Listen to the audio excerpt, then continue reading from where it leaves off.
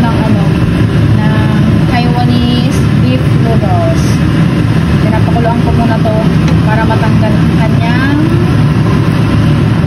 mga dugo. And saka ko siya hugasan and ikakat. At ayan guys, nakat ko na yung beef at pinakuluan ko siya hanggang sa mawala ang kanyang mga dugo. Ayan, medyo okay na siya, so hugasan na natin siya. Saka natin siya igigisa sa dito. And yan. Papainit ko na yung kawali. Ilalagay ko tong luya. Buksan natin to para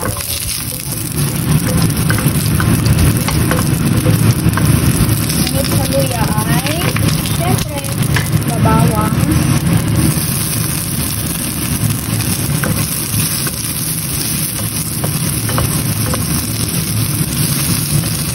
Alas-dos pa lang ng hapon. Nag-umpisa na ako kasi kailangan palambutin ko yan ng sobra.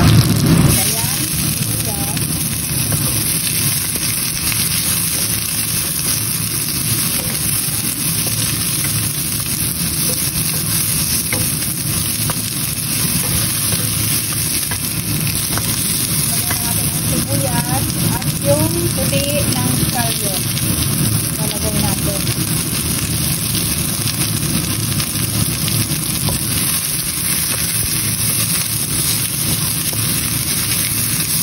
Siyempre ang kamatis lagay na natin.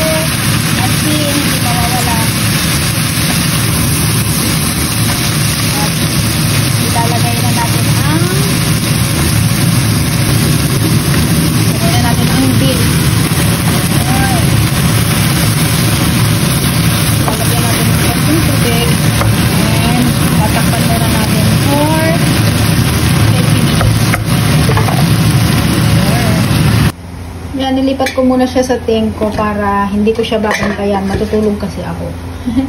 Para mamaya, babalikan ko na lang siya. Ayan, dinagdagan ko na rin yung tubig para kahit makatulog ako, lalambot at lalambot talaga siya. Ayan. At ito ang gagamitin kong noodles para sa beef noodles. Konti lang ang lulutuin ko kasi kami lang ni Lolo ang unang kakain. Then sila boss, pagkain nila, sila na rin magluluto nun. Yarn. Ganyan lang. Diba? Dagdagan ko ng konti. Masarap to. Itong pinaka gusto kong noodles, yung yellow. Pero dapat, yung yung malaki. Kaso maliit yung mga nandito. Sinabi ko naman kay Labos, baka bumili sila ng para sa kanila. Yan. Yummy. Palambutin natin ng konti, tapos okay na siya. Oops.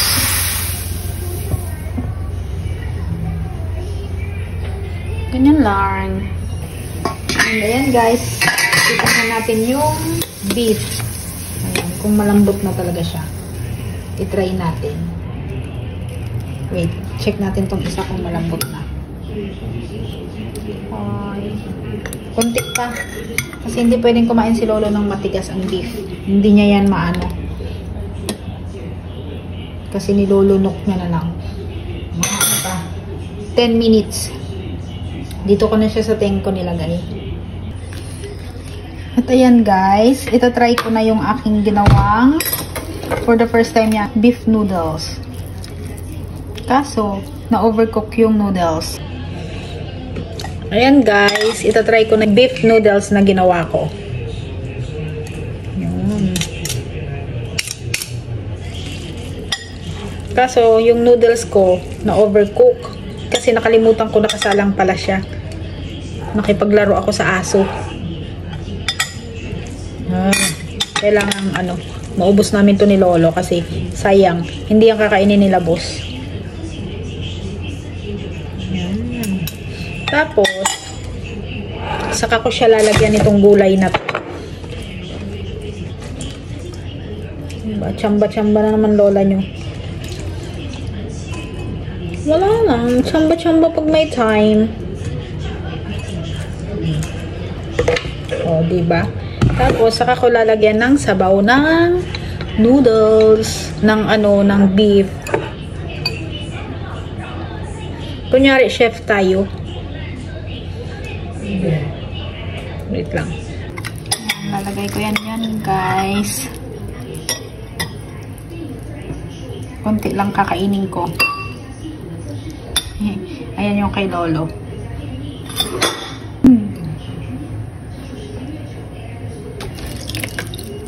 Ilalagay ko to dyan.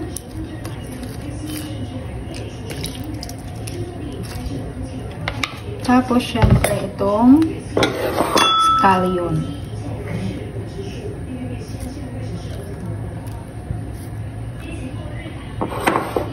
Lalagyan natin ng sabaw. And ayan yung kay Lolo. Ayan na ang aking beef noodles. Yung kay Lolo madami, tapos akin maliit. Yummy. Sarap. Yan ang aking version ng beef noodles.